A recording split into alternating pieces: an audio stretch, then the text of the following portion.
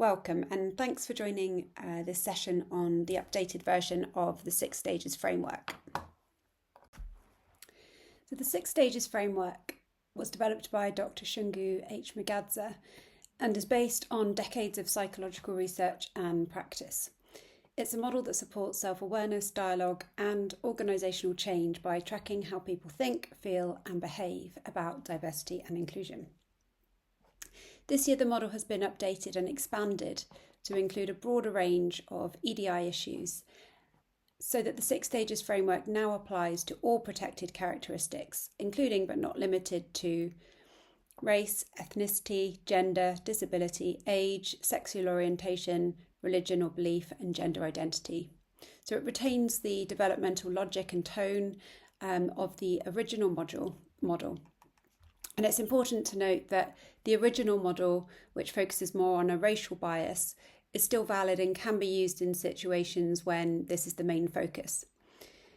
It enables individuals, teams and organisations to locate themselves on a continuum, understand the factors influencing their position and identify actions that support a move towards greater inclusion and justice for all.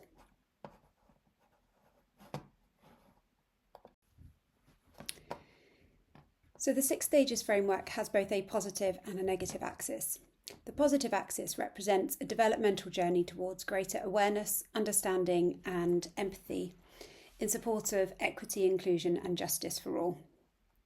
So we begin with curiosity, so people starting to notice difference and ask questions. That's stage +1. And as people move up the scale, they go through discomfort, learning, reflection and eventually into leadership. At 6+, people are not just inclusive themselves, they lead systemic change and support others on the journey too. The positive axis is mirrored with a negative axis. While the current emphasis on the 6 Stages framework is on supporting upward movement along the positive axis, the inclusion of the negative axis acknowledges the spectrum of beliefs and experiences people hold. It also highlights the importance of recognising both progression and regression in attitudes towards difference.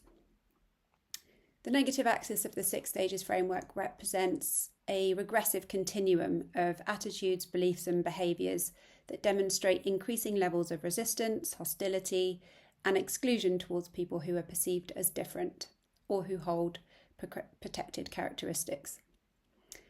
As individuals move further down the axis, their views and behaviours become more entrenched, potentially causing harm to others and posing wider societal risks. So stages -1 and -2 mirror the positive +1 and +2, where individuals may also have limited awareness but may begin to display defensiveness, denial or subtle forms of bias. The negative axis is not always about overt forms of hate. It includes subtle avoidance, minimisation and deflection. Movement down the negative axis indicates increasingly entrenched discriminatory views or behaviours, often accompanied by a growing resistance to change.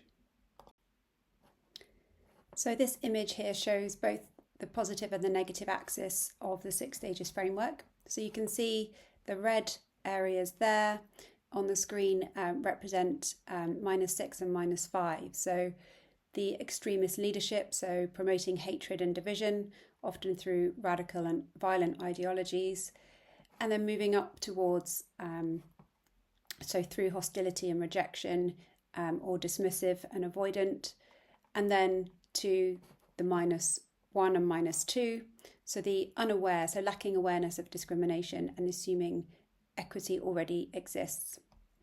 And then on the positive side, starting at the top, again with this lack of awareness, but unsure how to engage or respond.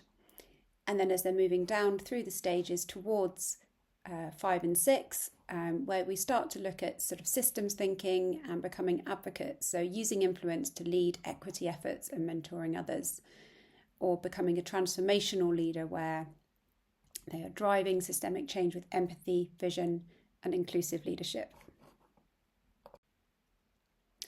And this slide shows another view of the 6 Stages framework. So again, that negative axis ranging from -1 to -6 and going through to the positive axis starting at stage 1 and going through to stage 6.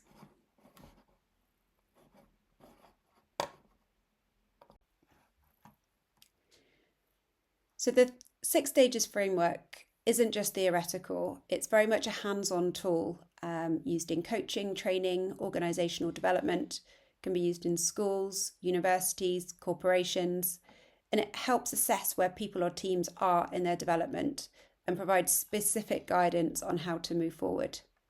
So it gives a real structure to enable transformation, not just awareness, but accountability and change. So what makes the 6 stages framework model unique is its psychological foundation and its holistic view.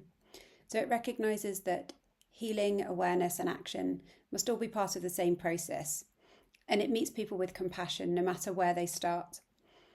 The 6 stages framework can be used with individuals of any background to explore their current position and potential growth in relation to diversity and inclusion. It's not limited to one group or identity, and it's relevant for people with both lived experiences of discrimination and those seeking to become allies or more inclusive leaders.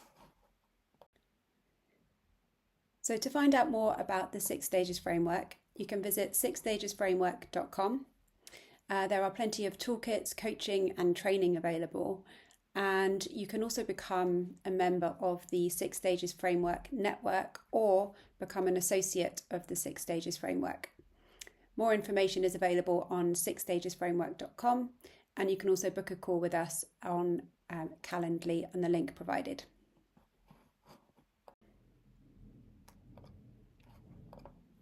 So thank you for joining the presentation today.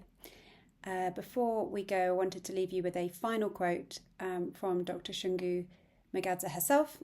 She says, "In order to drive change, we need to be brave enough to engage in these difficult conversations and to lift the veil of acceptance from the current situation so we can start to heal and drive change."